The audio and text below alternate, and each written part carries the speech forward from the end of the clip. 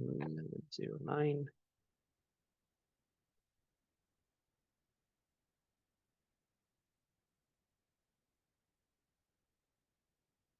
All right, let's pick up again. And this time, let's talk about what do we do if you have a current source in there. So if we have a current source, we write one additional equation.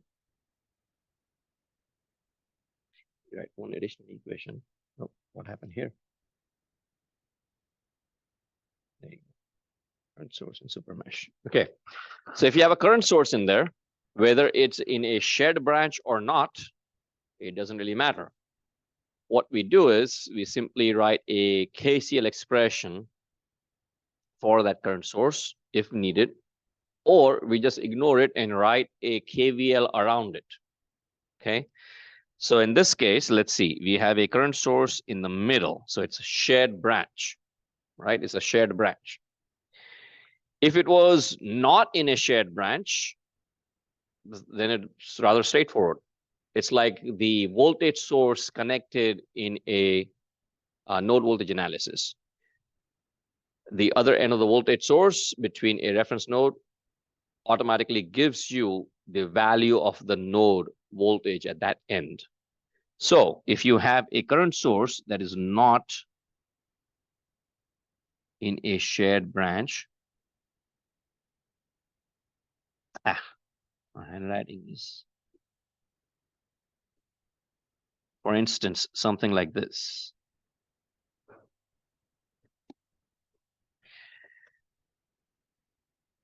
We have a current source, and let's say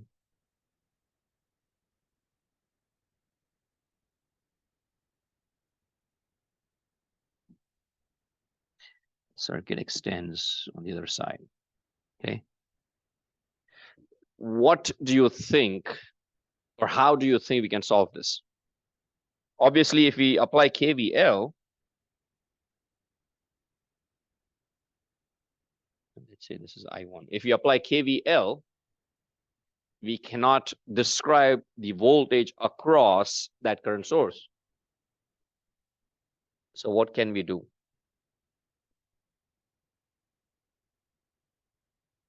Don't overthink. It is as simple as it might look. What do you think?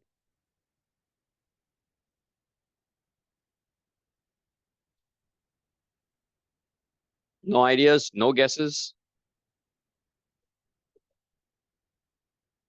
Well, if this is the current source IS, and we assume a mesh current I1 in there, both in the same direction, we can simply state mesh current I1 has a value that is equal to that source current.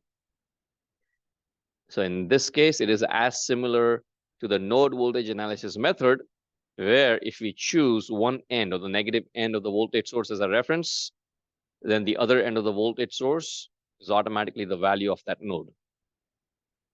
So if we choose the mesh current flowing in the same direction as that current source, then mesh current automatically has a value of that current source. If we choose opposite, then it's minus. If I1 is going counterclockwise, then it will be minus IS. But the magnitude remains the same. The value is IS. As easy as that. Make sense? Right? So now what do we do if it's a shared branch? Well, if it's a shared branch, what you do is, and again, the concept of super mesh sounds like some fantastical concept, but it's not. All you're doing is, instead of applying KVL in individual loops or individual meshes, you simply combine both meshes together and you apply KVL to both of them together. That's all you do. You're combining both of them together. Okay, so you ignore the two meshes, you combine them together. That means you don't have to write KVL for that shared current source. Okay, and we can write one extra equation in terms of that current source. So if we have the current source,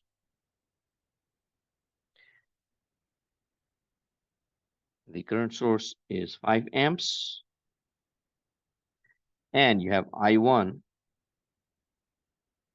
Coming here, you have I2 going up.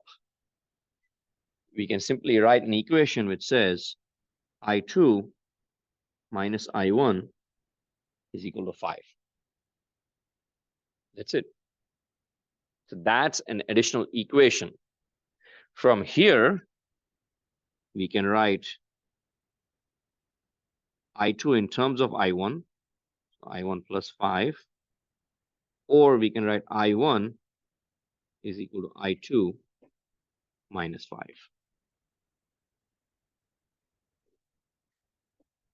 And we can eliminate one unknown variable. Okay. We describe the current source in terms of the difference of the two mesh currents. I2 is positive because it's the same direction as 5 amp source. So I2 minus I1 gives you 5. And from there, we can describe I2 in terms of I1, or we can describe I1 in terms of I2. You plug those into your equations and you eliminate one unknown variable.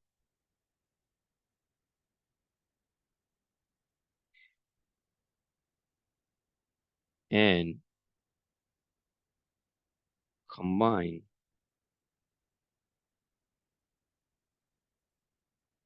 this M1, M2, M3.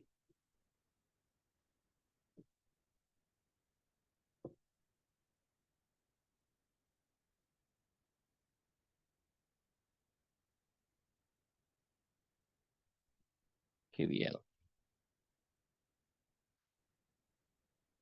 So when we do this, when we combine it and we apply KVL, what do we get? We have the 1 ohm resistor.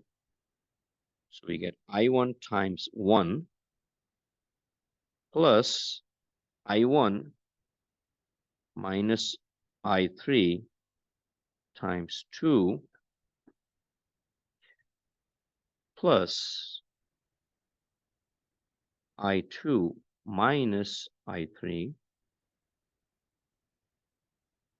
times 4 plus 10 volts is equal to 0.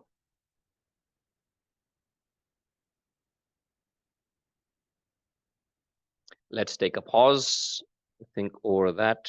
Let me know if you have any questions.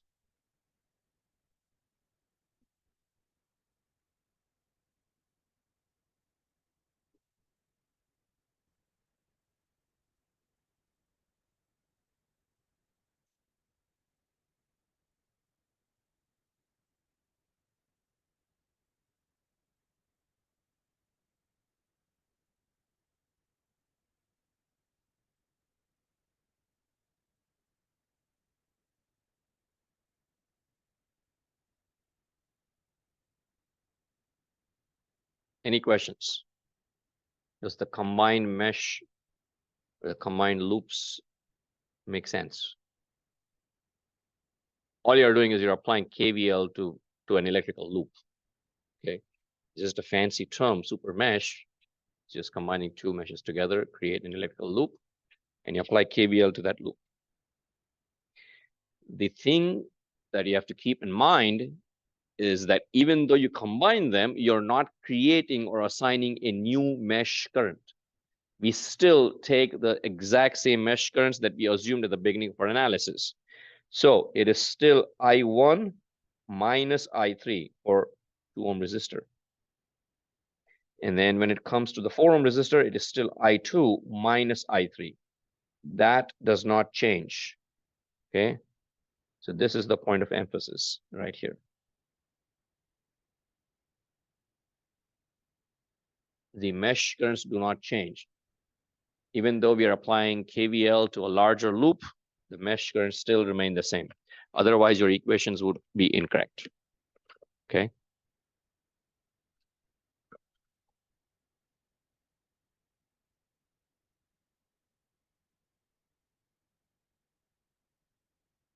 Make sense? Any questions?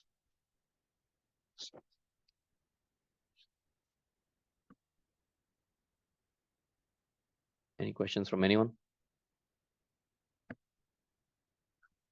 Okay. And we go to the superposition principle. Something you perhaps encountered in physics, maybe not. Okay. All right.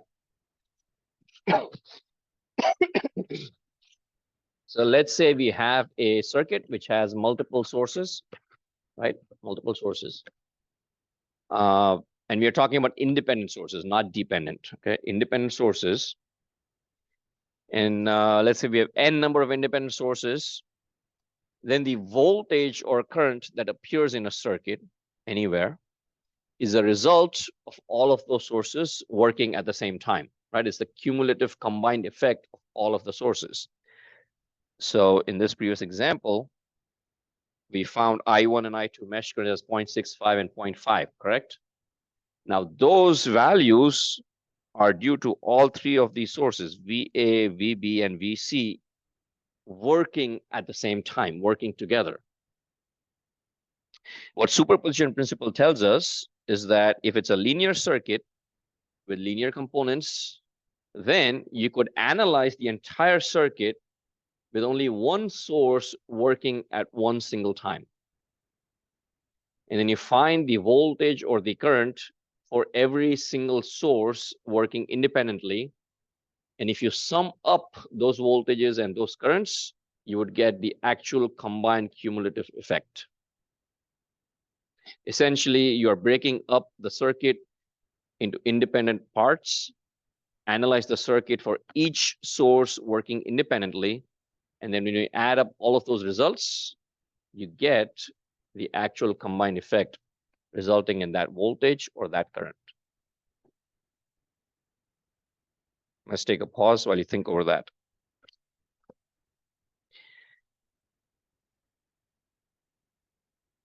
Okay.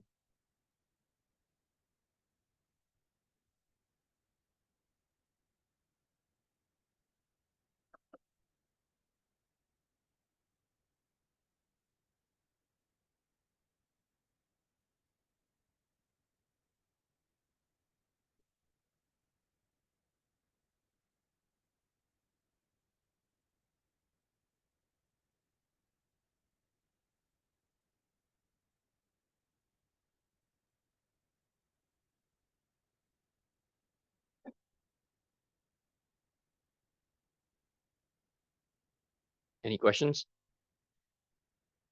The key words here are that each voltage and current anywhere in the circuit is the sum of all of those sources working independently. Okay. So let's say you have a circuit and you're trying to analyze it for like two sources. Let's say a circuit with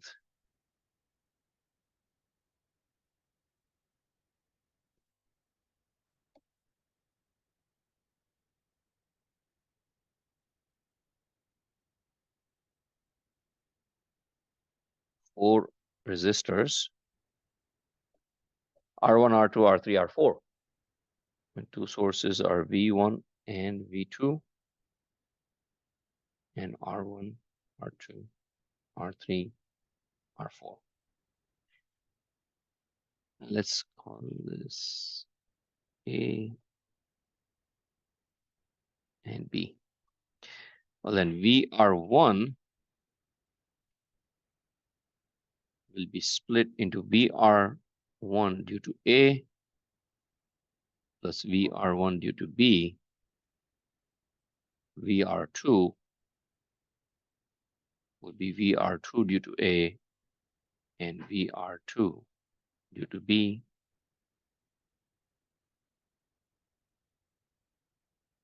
And so on and so forth.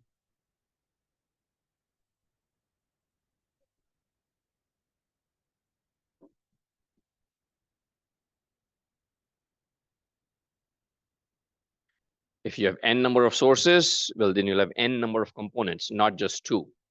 The VA, VB, VC, VD, all the way, infinite number of sources, you have infinite number of components. Similarly, if you wish to find IR1 would be IR1 due to A and IR1 due to B, and so on and so forth for all currents.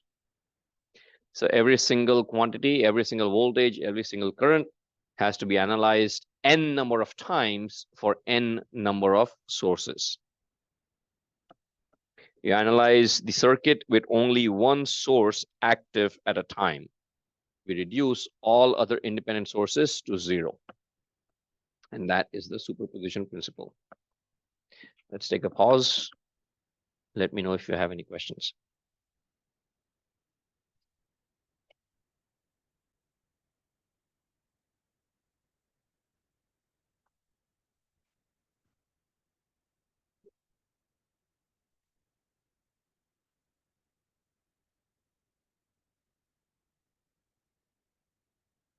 Any questions?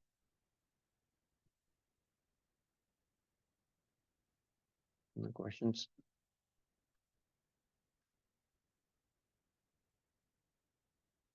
Okay. So what does it mean to reduce the sources to zero? Well, reducing the source to zero for theoretical analysis means you remove the sources from the circuit and you replace it with either a short circuit or an open circuit. Voltage sources are replaced with a short circuit wire. Current sources are replaced with an open circuit. Essentially, you remove a current source from the circuit, it is now an open circuit in its place. And the reason is this. Let's say you have a voltage source Vs. Okay, voltage source Vs plus minus, and Vs would have some value. Now, let's say they are connected between points A and B.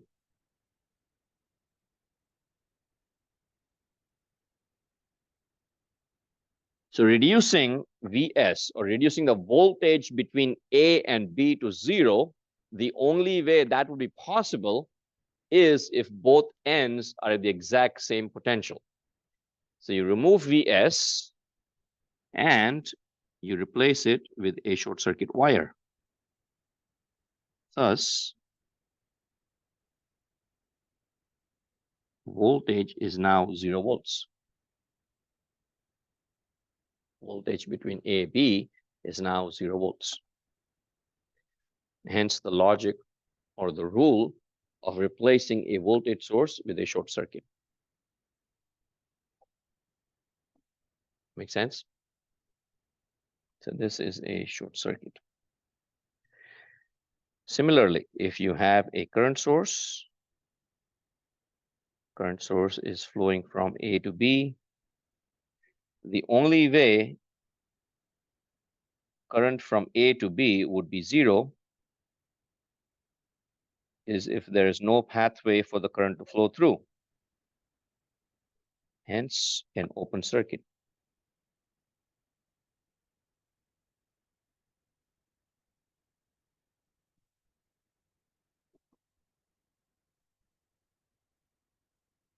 Make sense? The only way current flowing from A to B would be equal to 0 is if there is no pathway, open circuit. So replacing a current source with an open circuit simply means you take it out of the circuit. That's all. Voltage source, you take it out and place a wire in between. Okay. Excuse me. This is a very important concept that we will use again for the next topic, which is Thevenin and Norton equivalent circuits. So again, I want to make sure that each and every one of you, every student understands how and why we reduce independent sources to 0. Okay. Let's take a 10-second pause. Let me know if you have any questions. Any questions from anyone?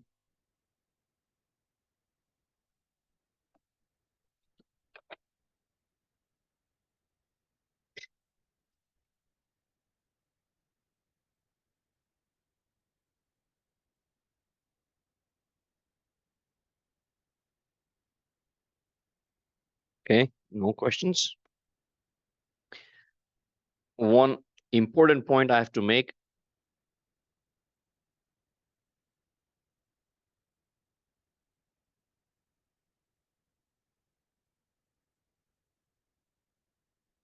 we cannot reduce dependent sources to 0.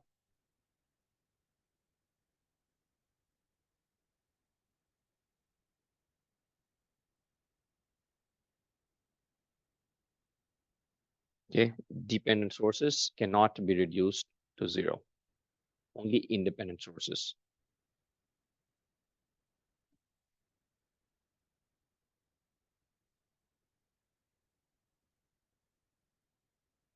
Okay, let's look at an example.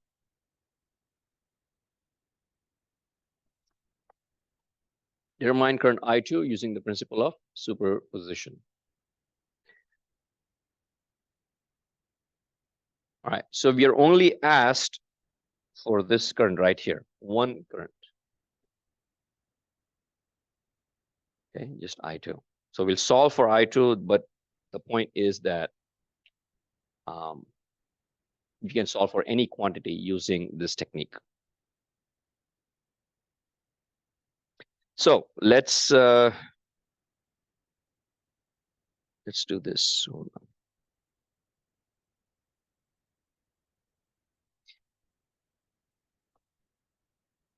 10 volts. So let me write down. Vs is 10 volts. Is is 2 amps. R1 5 ohms. R2 is 2 ohms. And R3 is 4 ohms. Okay. How many sources in the circuit? 2. So it's two sources. Then we need to perform 2 separate analyses. So first one, I'm going to say Vs is active and Is is reduced to 0. Reducing Is to 0 means replace with an open circuit, OC. Let's draw out the circuit without Is. And one other thing I can do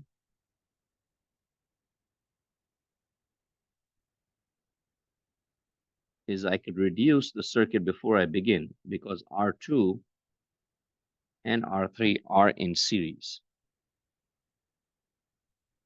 So if we wanted to do it, we could have done that.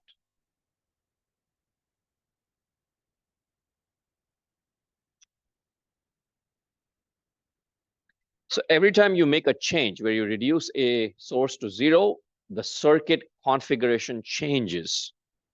And because the circuit configuration changes, you have to look at it in a different manner. Now, this time,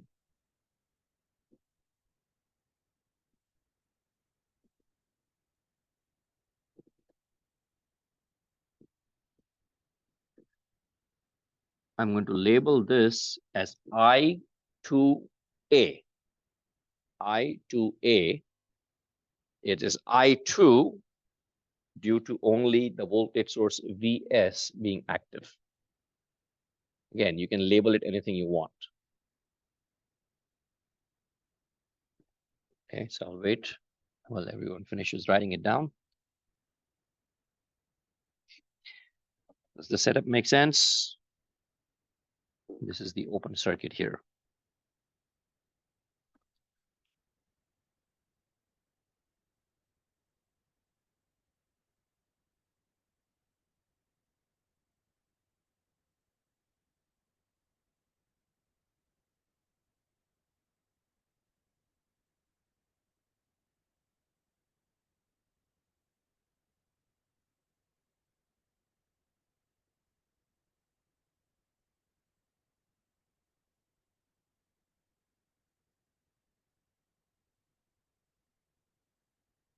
So far, so good. What do we see of the circuit? Current source is no longer connected. What can we say about the relationship between R1, R2, and R3? Everything's in series, absolutely. So you can see how the circuit has changed. Previously, it was neither in parallel nor in series. Now, all three of them are in series. And so if I wish to find the current I2A, I can simply apply Ohm's law. I to A would be Vs divided by R1 plus R2 plus R3. Vs is 10 volts. R1 plus R2 plus R3.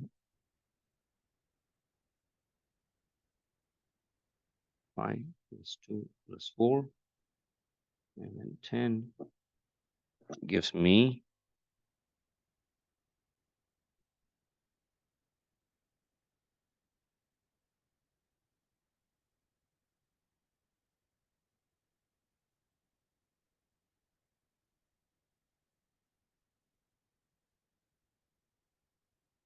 I to A is 0.909A.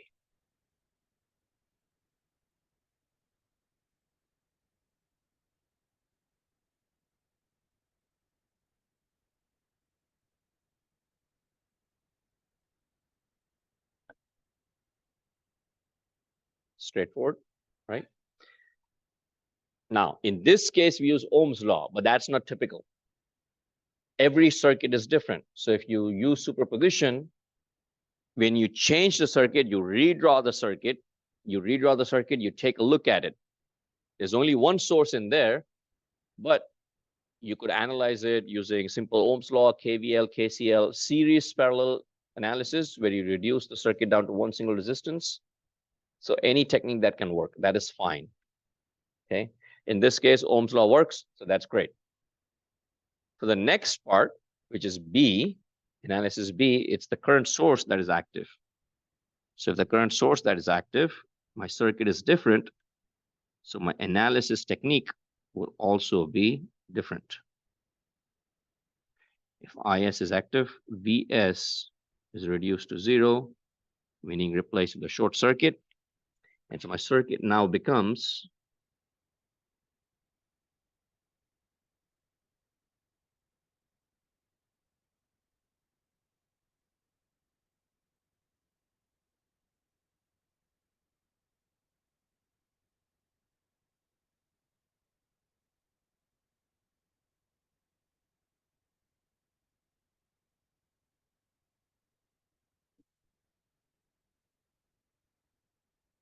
R1, R2, R3.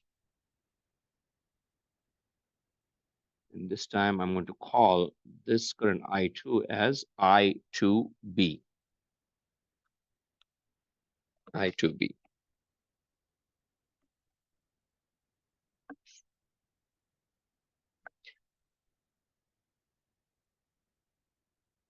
So how do we solve this? Wait for a few seconds while you write it down.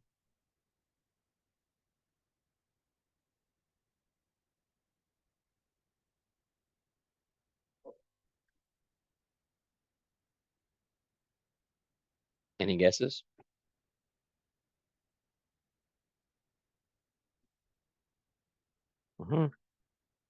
Yep. Yep. So we could, so the answer being stated in class is that we could reduce it to one single REQ resistance, total equivalent resistance. Or, as pointed out, there are two parallel branches, right? Current coming IS is being divided into two parallel branches. We could apply current division if you wish to. So we have IS coming down, and it splits between R1 and R2 plus R3 on the other side. Let's do REQ. So if we do REQ, we have R2 and R3 in series. And then it's in parallel with R1. So REQ would be R1 in parallel with R2 plus R3. So that would give me R1, which is 5 ohms, in parallel with 4 plus 2, which is 6. 5, 6 are 30. 30 divided by 11 And REQ turns out to be 2.73 ohms.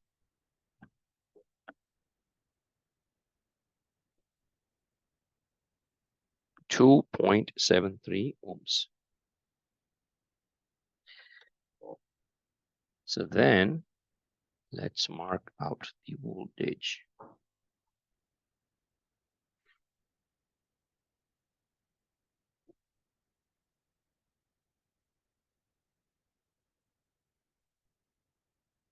What is the voltage VA?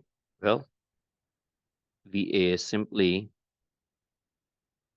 IS times REQ, which comes out to be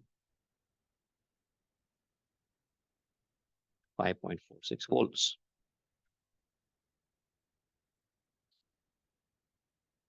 .46 volts. And all three of them are in parallel. R1 is in parallel with IS, and it is in parallel with R2 plus R3. Okay, all three branches are in parallel. So the voltage across IS is the same as the voltage across R1. It is also the same as the voltage across R2 plus R3. And once we have the voltage across R2 plus R3, we can simply apply Ohm's law to find I2B.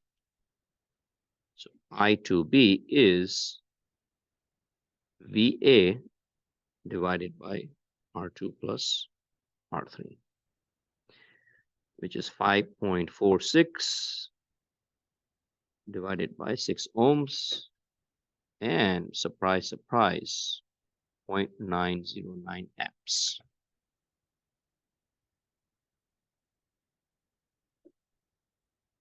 Let's write it separately. So I2B is 0.909 amps.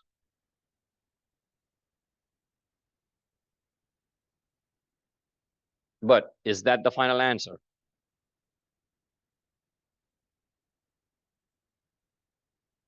Yes, no, not really. Right. Let's take a pause while you write it down. Let me know if you have any questions.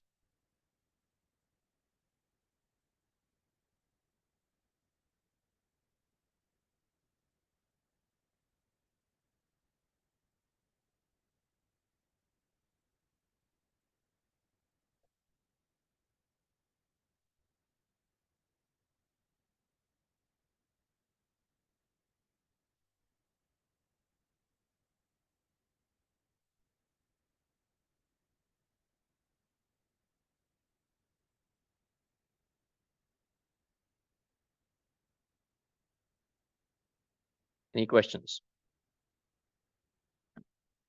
The steps make sense?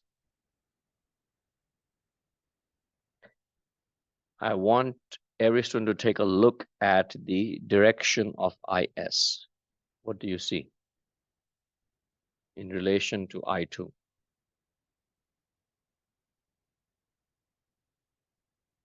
Going the opposite way.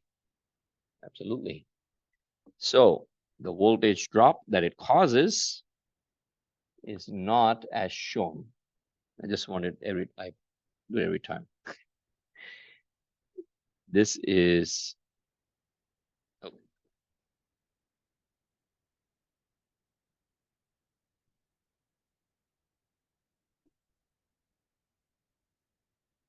because it's going in the opposite direction. It's plus this way and minus this way. And so I2B is minus 0.909. And then total I2 is I2A plus I2B, which is 0.909 plus minus 0.909. Hence, the actual current flowing in that branch is 0.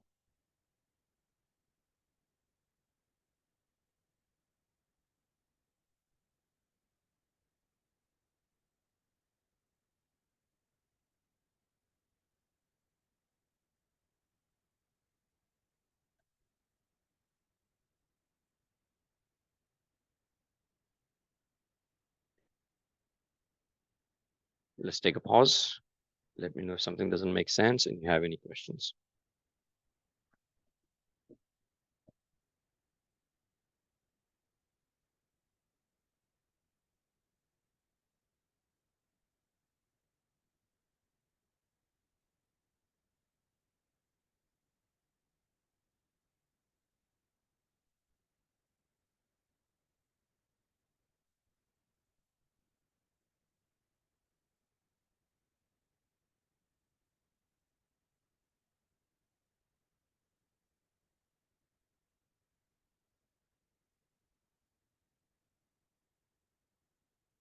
Any questions?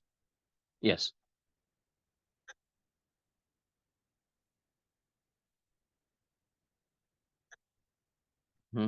So it just turns out that the voltage across those two nodes would just be the same. That's why. So the question being asked was any reason why the value is 0? And the answer would be that the voltage between these two nodes specifically, let's call them nodes 1. Actually, no, let's call them nodes X and Y. So the voltage between those two nodes turns out to be exactly the same. And so the current flowing through that path would be equal to 0.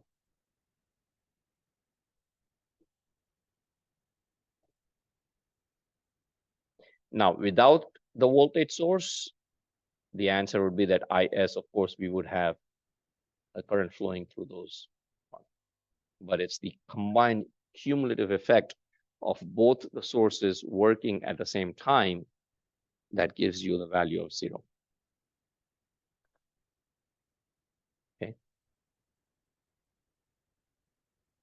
All right. Any questions? Any other questions?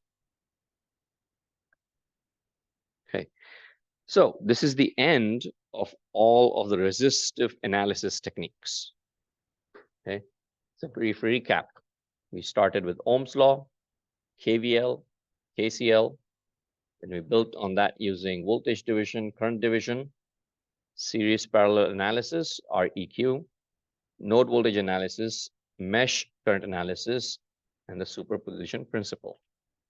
For resistors, there are no other circuit analysis techniques. These are the circuit analysis techniques that we will learn in this class, that we have to learn in this class. That's the end. Next topic is the most important topic in circuit analysis, in electrical engineering, by the way. It's Thevenin and Norton equivalent circuits or equivalent networks. They are theorems. They are not analysis techniques. They are sometimes they are referred to as techniques like Thevenin technique or Norton techniques, but they are not circuit analysis techniques per se.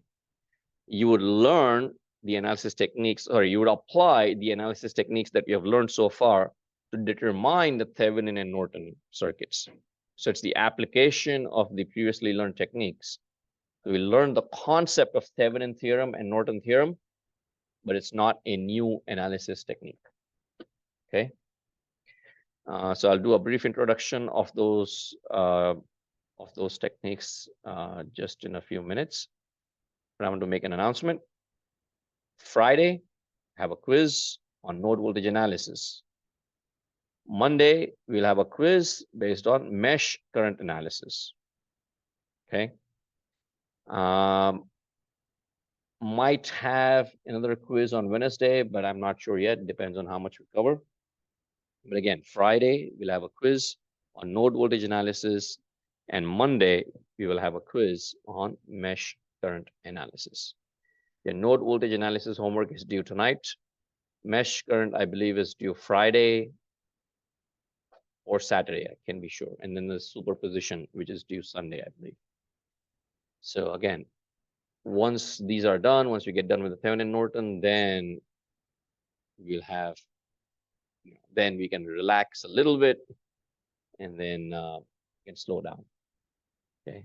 So right now it's all about analysis techniques. We had the prereqs. We covered all of that. Homework assignments related to each topic, and then quiz related to each topic. Okay. All right. So equivalent circuits. Let's say you have this random circuit. You don't have to draw this down. This is not, the circuit is not important. Okay. So the concept of Thevenin and Norton, not concept, I'm going to use this circuit as an example to illustrate the application of the concept. Okay.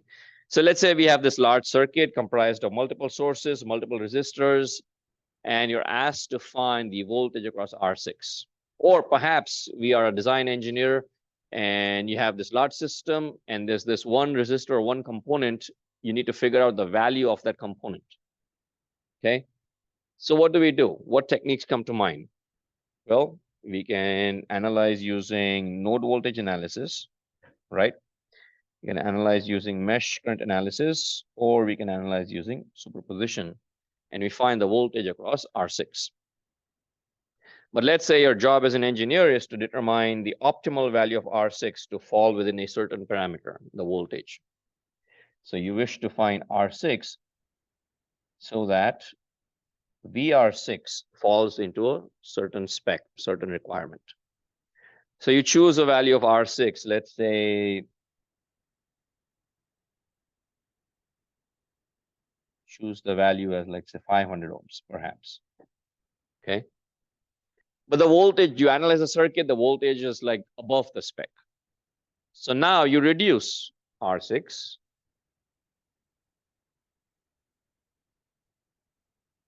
And you analyze it again, right? You analyze it again, you find the voltage across it, but now the voltage is too low.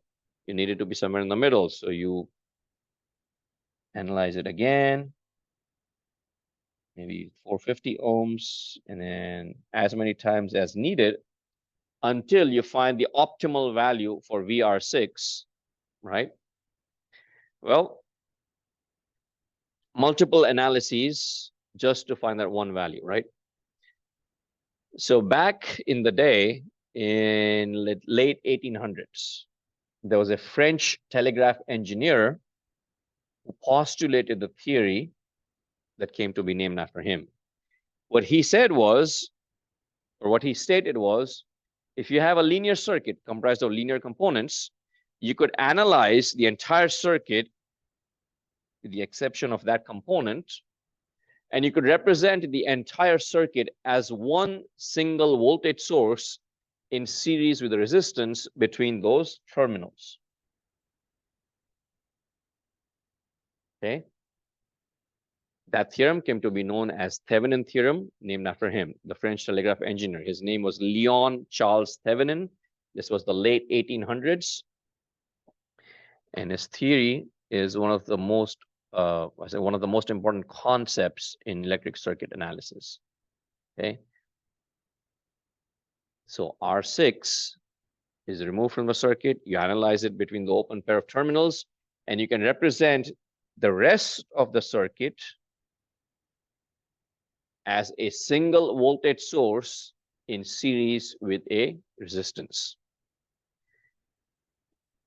And that diagram looks like this. You have a large circuit.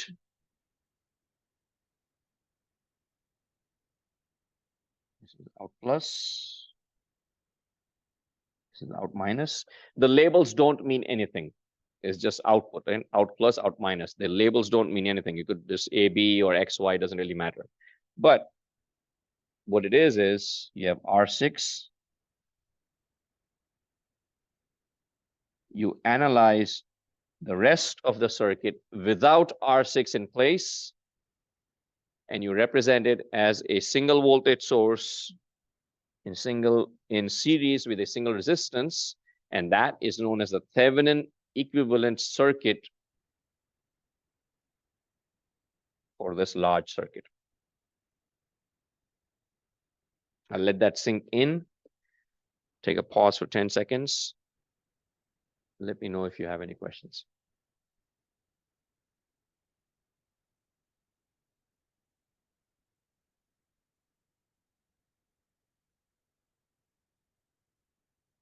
Any questions?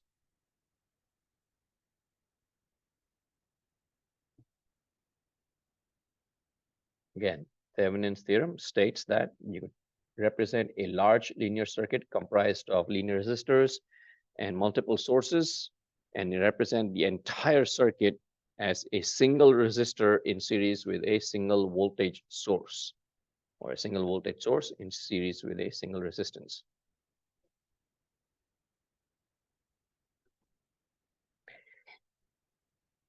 This voltage source is known as the Thevenin voltage.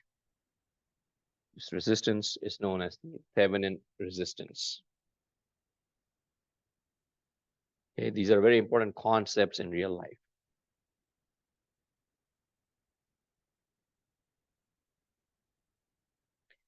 As a simplistic example, I can show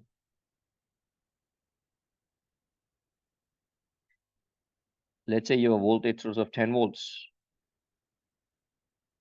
and you apply it to a resistor R1. What is the voltage that is being applied to R1? 10 volts, right? 10 volts. But what if that voltage source is not directly connected to R1? What if it is connected through another resistor, R2? Is 10 volts still being applied to R1? No. So you have to calculate the voltage that is being applied to R1. Let's say instead of R1, we had another resistor there, another here, and then we had R1. Again, 10 volts is not directly being applied to R1. So we have to find the voltage at these nodes. We have to remove R1 from our analysis. We analyze the rest of the circuit to find the voltage between those terminals, to find the actual voltage being applied to R1. And that would be the Thevenin voltage. Okay. Now, a few decades later, there was a engineer working for Bell Labs, okay, working in telephony, by the name of Edward Norton, not the actor, different engineer, 100 years ago. And when you're working with audio applications, you tend to work with a lot of current sources in your models. Okay, in your electrical circuit models, you tend to work with a lot of current sources. And so he found it convenient to represent the circuit with a current source. So he postulated his own theorem as an extension of the Thevenin theorem, saying that you could take the entire large circuit, analyze it the same way as you do for Thevenin circuits, and you could represent the entire circuit as a single current source in parallel with the Thevenin resistance. And that theorem came to be named after him. It's Norton theorem. And the circuit is known as the Norton equivalent circuit between the same pair of terminals. Okay, same pair of terminals.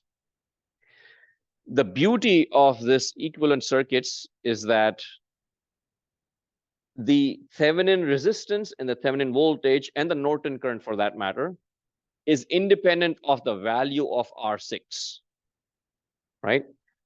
These values are fixed. R6 could be any component, could be an inductor, could be a capacitor, could be a resistor, does not matter, because R6 is not part of the analysis. Okay, this is very important to understand and remember. R6 is not part of the analysis.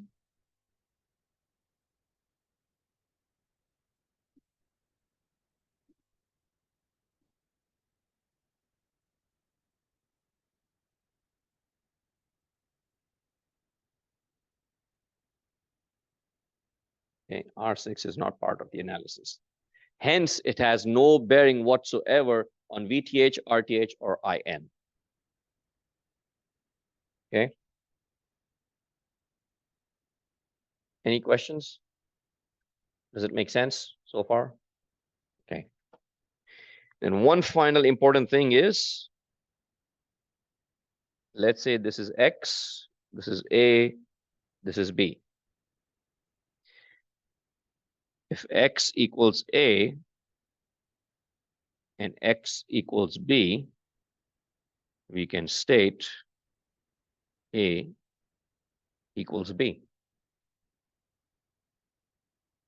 right?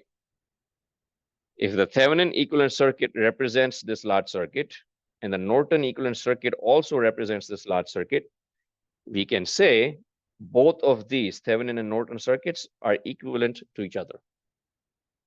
So we have a concept known as source transformation. Source transformation. If you have a voltage source in series with a resistor, you can transform it into a current source in parallel with a resistor. But source transformation is something we will look at the very end. Right now, our focus is on Thevenin and Norton, and I've introduced the topic. We'll end class here for today, and we'll pick up here again on Friday. First thing on Friday is the quiz, and then after the quiz, we will look at Thevenin and Norton and the analysis techniques that would be required. Okay. All right, I'll bid you a happy 4th of July holiday. And apologies that it falls right before the class, so you'd have to spend some time studying during the holiday weekend. All right. I'll see you all on Friday.